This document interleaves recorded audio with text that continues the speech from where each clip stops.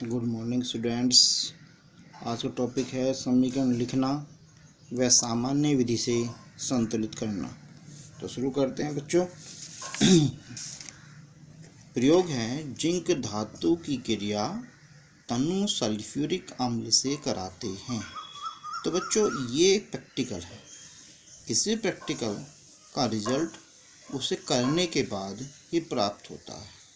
जब हमने जिंक धातु की क्रिया लैब में तनु सल्फ्यूरिक अम्ल से कराई तो बच्चों परिणाम स्वरूप जिंक सल्फेट व हाइड्रोजन गैस बनी।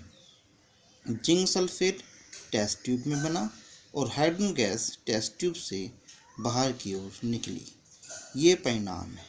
तो अब इस परिणाम को समीकरण के रूप में लिखकर किस प्रकार संतुलित करते हैं उसे आप ध्यान से देखिए। तो बच्चों यहाँ पर जिंक धातु जो है उसे लिखते हैं Zn से। ये ठोस होती है, इस वजह से सॉलिड S। इसकी क्रिया करा रहे हैं तनु सल्फ्यूरिक अम्ल से। सल्फ्यूरिक अम्ल का सूत्र होता है H2SO4।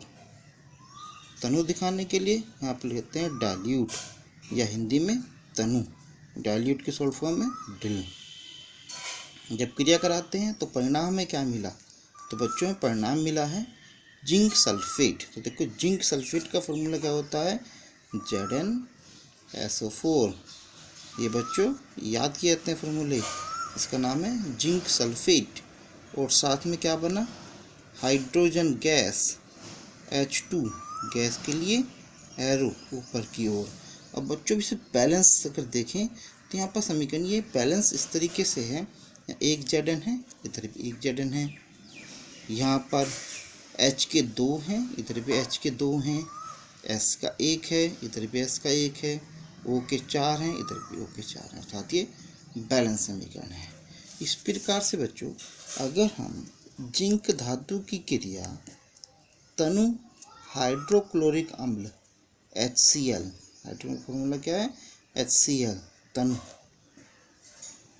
के साथ कराते हैं तो बच्चों में रिजल्ट क्या प्राप्त होता है जिंक क्लोराइड ZnCl2। ये लैब में पता चला जिंक क्लोराइड और H2 गैस बनते हैं। ये परिणाम है।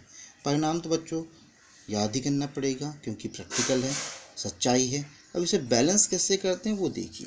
देखिए बच्चों यहाँ पर जिंक का 1 परमाणु है, इधर भी जिंक का 1 परमाणु है। तो जिंक तो बैलेंस है, ठीक है।